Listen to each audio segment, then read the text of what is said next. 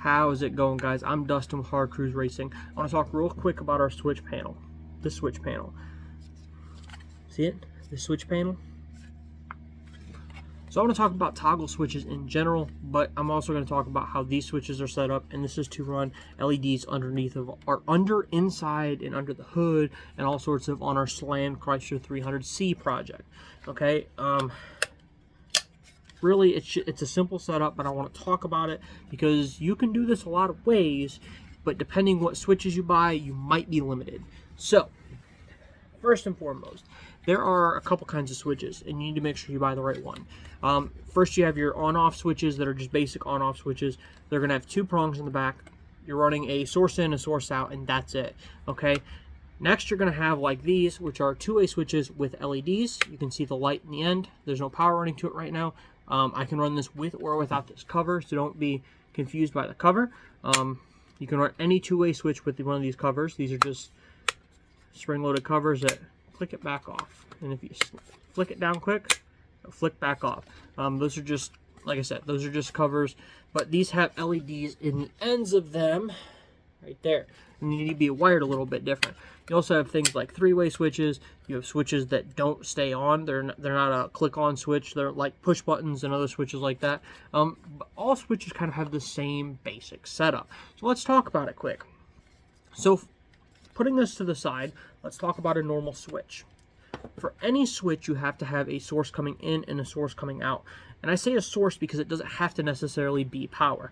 A lot of people, when they're first getting into wiring, they think they always have to have the power coming in and the power going to the device. And then when you flip the switch on, you close that circuit, and then you're able to power the device.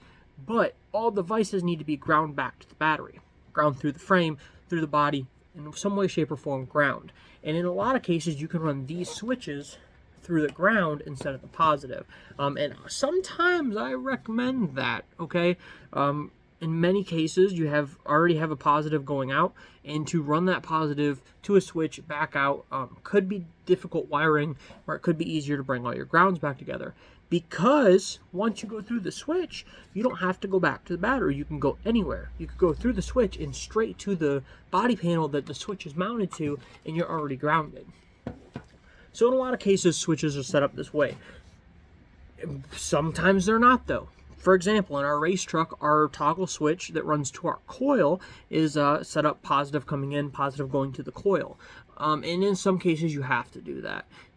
In other cases, you don't. It kind of depends your wiring setup, and you have to understand that before you go playing with the wiring in your vehicle. But it's important to remember that much like a light switch, this is just to on and off. Let's make it even more simple.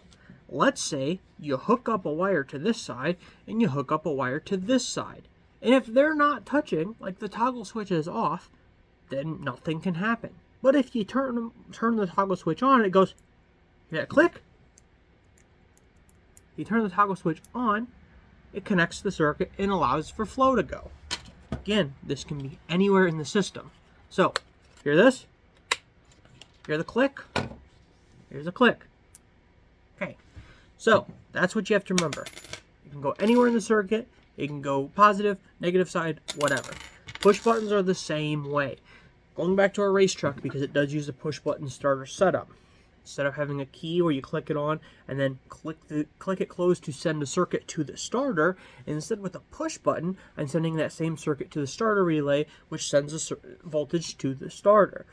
Same exact thing, guys. It just doesn't click. You can use one that clicks if you're in a bind. Make sure you click it back off once it starts. The push button's just easy because you let go and it turns the power off. This can be great for other things too. For example, if you have flashers on your vehicle, such as emergency response vehicle, some flashers you put constant 12 volt to, and it'll start flashing. And to change the flash pattern, you send a 12 volt current to a circuit, and it flips the pattern. In that case, you don't want to hold that 12 on. You just want to click it on, click it back off to change the pattern. So in situations like this, you want something that does not click on. You also have two-way switches, which is going to have a power source or a ground coming to the center of the switch, and you'll have option 1 or option 2, or off. Again, this can be something like headlights and brights. Maybe you want your headlights on, and then you want to switch over to brights, which shuts your headlights off and turn your brights on. which is normal in cars. So you'll have a two-way switch instead of a one-way switch. But going back to our little setup here, where they have LEDs inside the tips.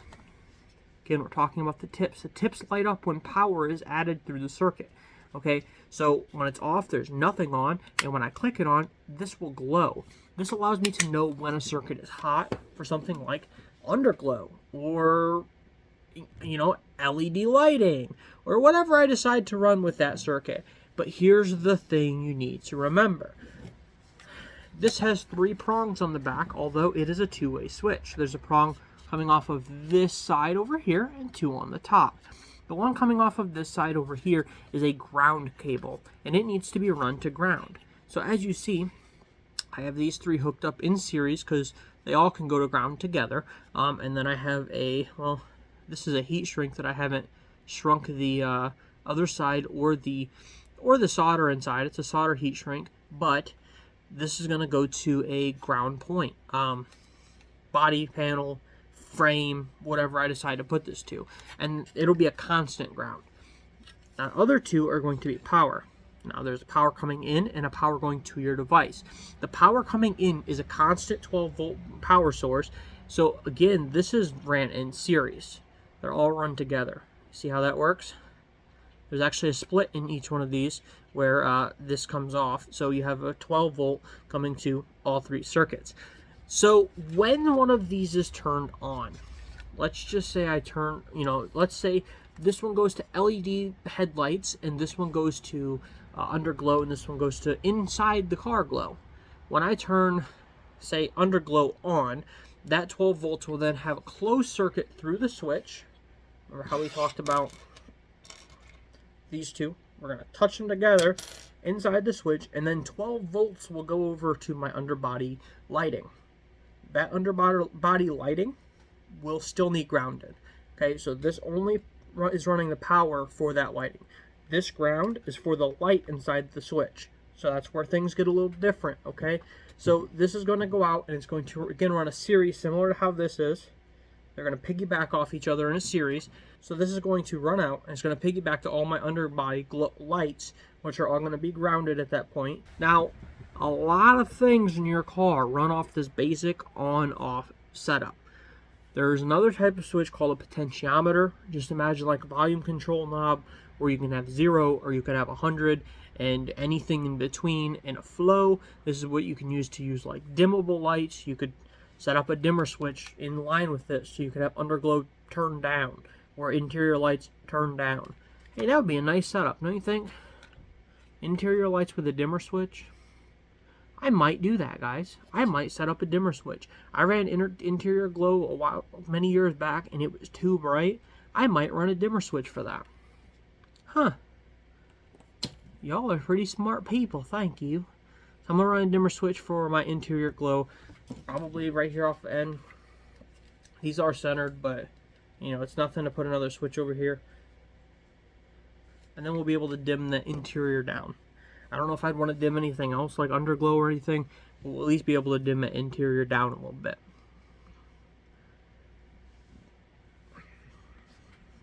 And then this goes into the fact that we can run a dimmer in series, which is what I just talked about, where I would be able to turn it on and then dim it or turn it up. Or you can run a dimmer by itself on a circuit where you could turn it all the way off. Some dimmers have a click off. You need to know that too when you buy it. Does it have a click off point and click on and then turn up?